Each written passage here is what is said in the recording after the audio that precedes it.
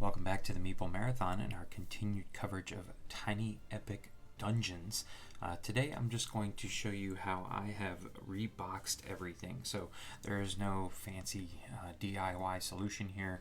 Not a lot can fit in these boxes, but I have basically organized them in a way that all of the content is mainly in here in the core box. There's a little bit of lid lift there, but not much. And all the miniatures are safely ensconced in the stories expansion box, giving me the ability to keep them separate out of a bag, and when I start to paint them, they will hopefully not get messed up. So let's just quickly take a look at the miniatures here, because this is pretty straightforward. They are all, this box is really hard. These size boxes are really hard to get the lids off because there's like nothing to grip on. There's no weight.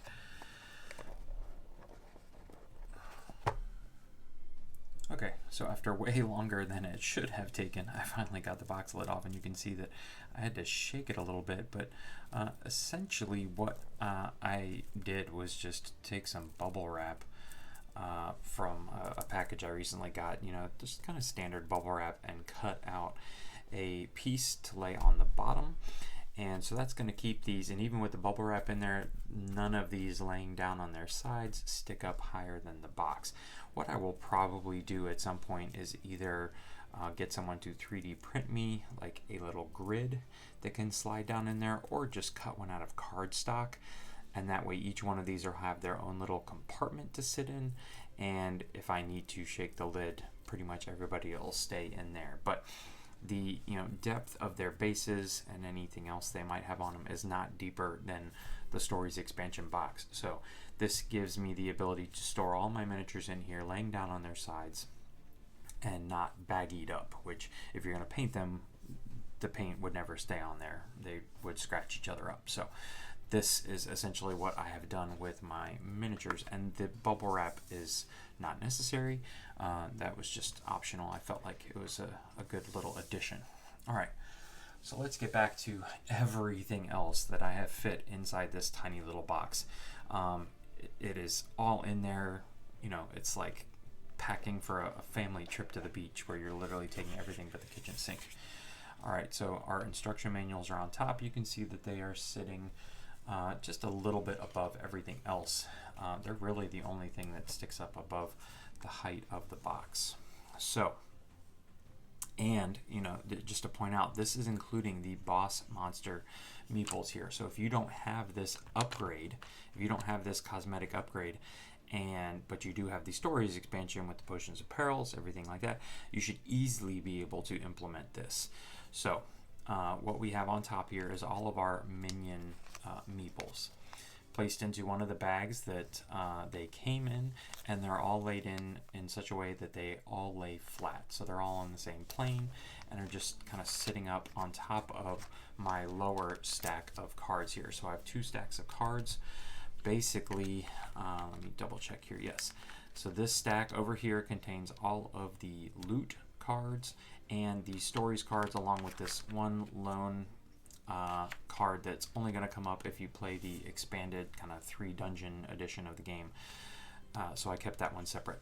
Everything else is in this stack. So all your dungeon room cards, your orcs, your minions, your spells, your potions, everything else is in this stack here. And you can see this one takes you right up to the box lid. But basically just kind of divide them into like 2/3 here and 1/3 here of a pile. Okay? In a second baggie here, I have all of the other wooden components that you would need for the game. So, your objective tokens, your goblin minions, the hearts, the focus, and I've got them in here and just kind of rolled this up so that they just kind of fit in this space right here. If you don't have these boss monster meeples upgrade, this will easily fit right here in this space. But it does fit there. So there we go. I've got my 4 dice just stacked up over here in the corner, giving room. At first I had them all laying flat like this, but I realized in order to get this all into that space, I needed to stack them up. All right, And then I have my disarm tokens here all stacked in a nice neat stack, and they fit along this trench that is created on the outside from the boss and character mats that you can see on the bottom here. So let's just lift these out here. You can see that basically all my large size cards are sitting on the bottom, tucked into one corner. That creates this trench on the outside, which you can stand up your boss Monster Meeples. All right, all of them are shorter than the height of the box, and just kind of line them up neatly and along the outside edge along with your disarm tokens. Again, if you don't have these, stick this in there. All right, but if you do, putting these cards in like so keeps them all smushed up, and they're really not going to go anywhere. Everything is so packed tight in here, there is no risk of things being jostled around. So unlike my miniatures that when I had to shake to undo the box, this one's got plenty of weight to it. If you just lift up the lid, it falls right down. So here I am going to put everything back into the box now. Pretty straightforward. This you do have to kind of, you know, smush in there a little bit, but it's all wooden, there's no plastic.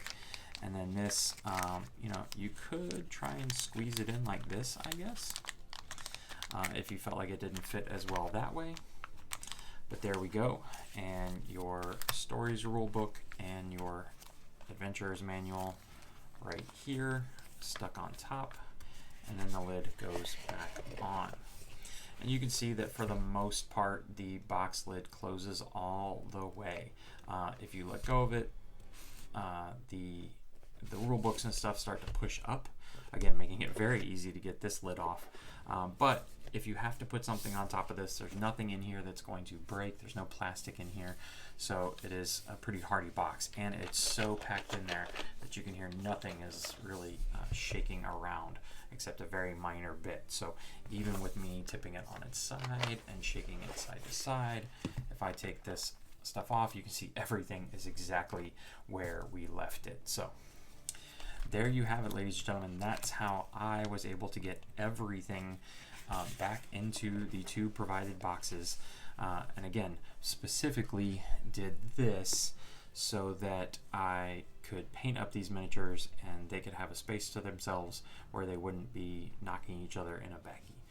And so then this is going to go back right there like that, and we are done. So if you have any questions, please feel free to let me know in the comment section below. And if you would like more content like this in the future, please consider subscribing to the channel. Once again, thanks for watching. Have a great day.